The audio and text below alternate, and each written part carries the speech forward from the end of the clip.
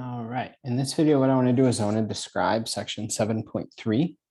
So section 7.3 is all about what's called trig substitution. So these are basically just some clever substitutions that work sometimes that we want to talk about. So the idea here with trig substitutions is what I want you to keep in the back of your mind is the following derivatives actually. And these are derivatives from chapter 6. So if we differentiate inverse tangent, inverse sine, and inverse secant. Okay, so these are the big ones for us. And inverse sine, the derivative we know is 1 over the square root of 1 minus x squared. Derivative of inverse tangent is 1 over 1 plus x squared. The derivative of inverse secant is 1 over x times the square root of x squared minus 1. Okay, so we've talked about these. This is old news, nothing really too much to say here.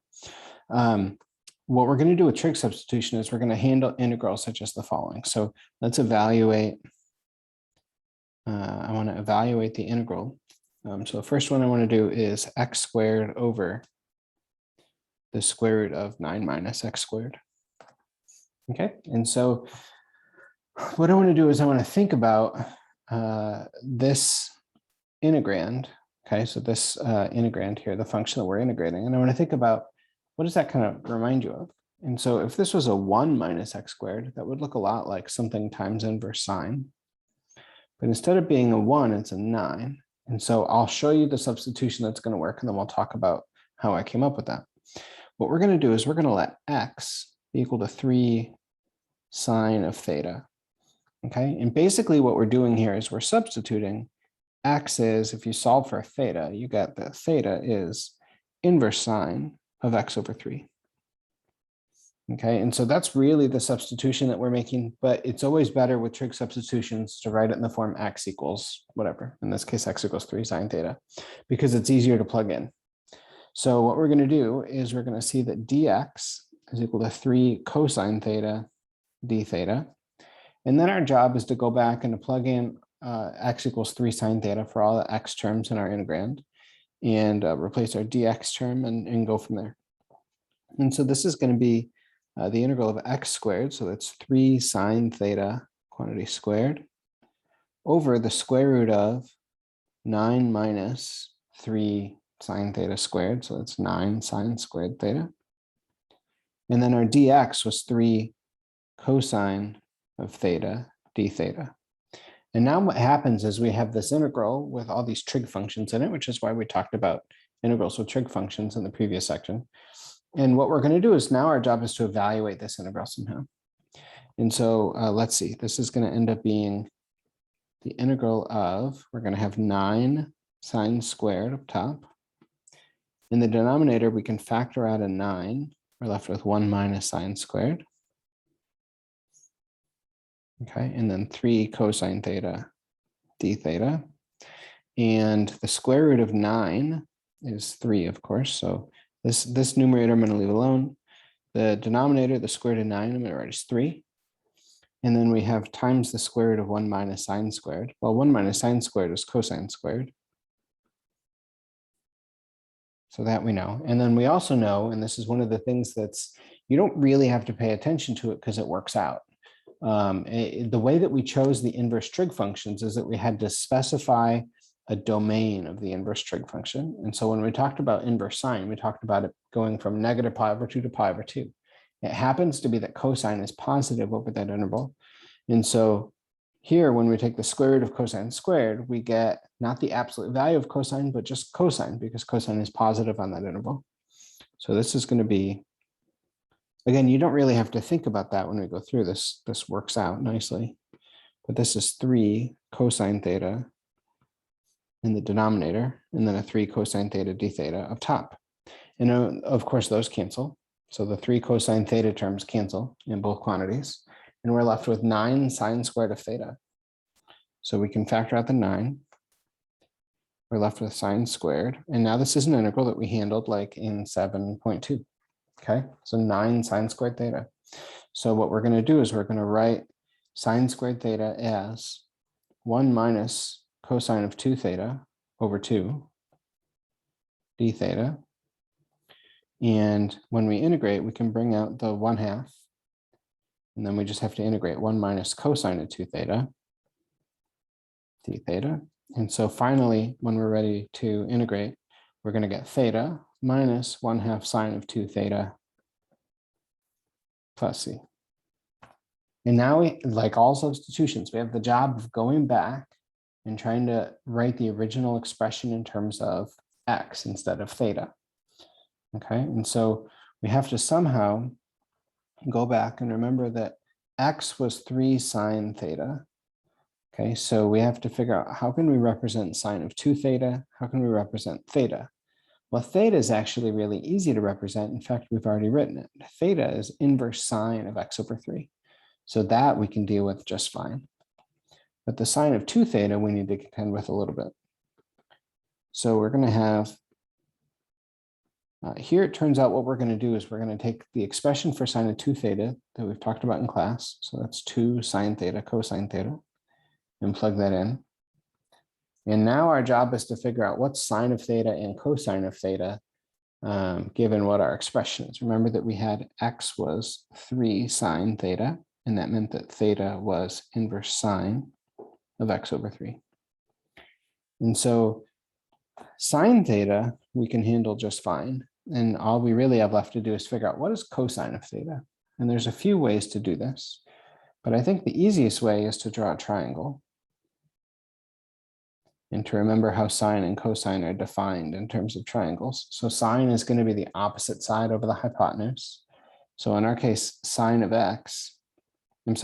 theta is x over 3. So the opposite side is x, the hypotenuse is 3.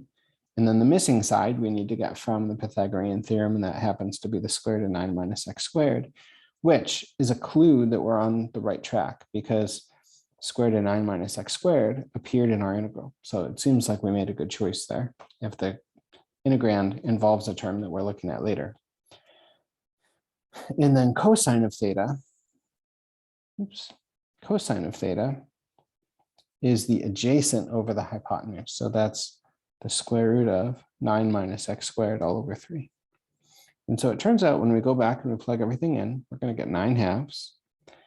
Theta was inverse sine or arc sine of x over 3 minus, notice that these 2's cancel. So the 1/2 times 2 cancels. Sine theta was x over 3. And cosine of theta was the square root of 9 minus x squared all over 3 plus c. And so it turns out this is the function that you have to differentiate. Okay, so that function is one that you have to differentiate to get x squared over the square root of 9 minus x squared. And this seems not obvious that this is the function that we had. That's a nice way to say it. So I want to check it. Let's say that I want to differentiate. So let's just check. If we differentiate this 9/2 times inverse sine of x over 3 minus x squared of 9 minus x squared all over 9 plus c. So if we integrate that function, of course, the plus c goes away. The 9/2 we can bring outside. So this is going to equal 9/2.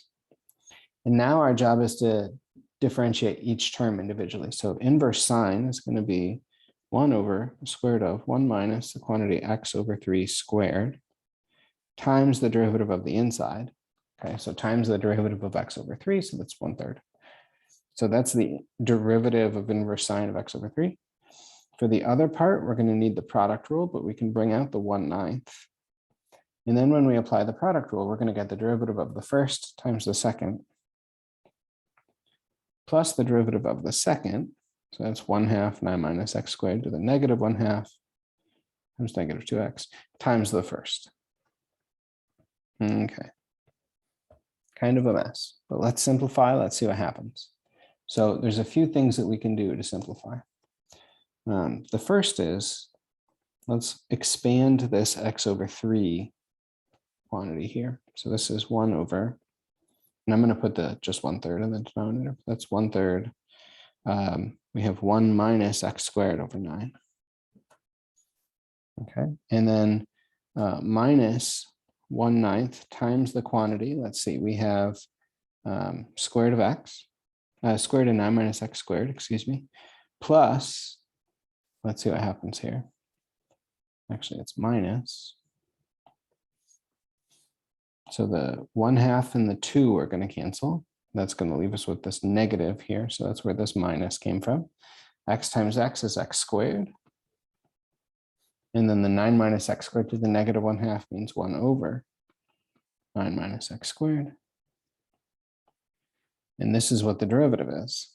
So let's see, we're going to get 9/2. There's a few things that are going to work out really nicely here. If I take the 3 and push it inside the square root sign, I can do that, except I'm multiplying by 9. So that's 9 times 1 minus x squared over 9. Minus 1/9 times the square root of 9 minus x squared, and then plus 1/9 x squared over the square root of 9 minus x squared, just simplifying and distributing parentheses here. Okay, and what this means is that we're going to have, so 9/2 times the quantity. This is 1 over 9 minus x squared. So if I take this 9, this is a 9, and distribute through 1 minus x squared over 9, you get 9 minus x squared. So that's perfect. Minus 1/9 times square root of 9 minus x squared, and then plus 1/9 x squared over square root of 9 minus x squared. And so what I want to do is I want to multiply. I'm getting a little bit annoyed at this 9/2 here and the 1/9 and the 1/9 here. So I guess also I can distribute through. So if you're okay with this, I'm just going to do this all in one step. So I'm going to multiply each part by 9/2. So 1/9 times 9/2 is going to be 1/2. And again, 1/9 of 9/2 is 1/2. Okay.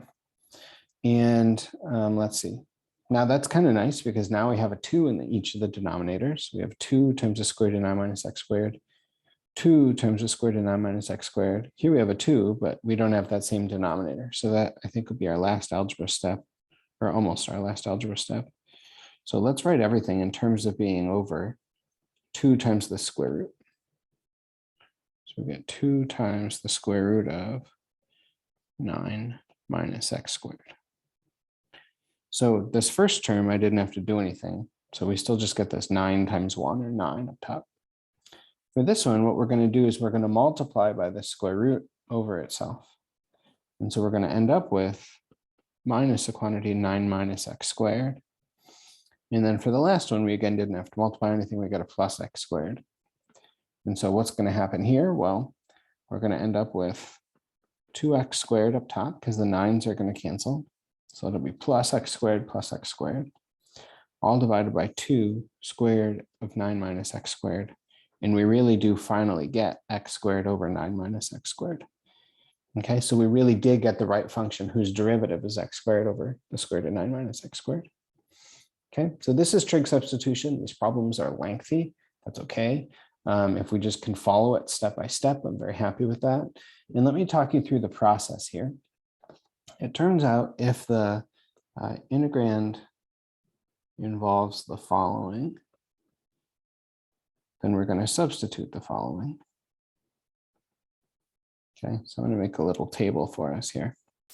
So if our integrand involves a term such as a squared minus x squared, so that's what ours did. It was 3 squared minus x squared, or 9 minus x squared.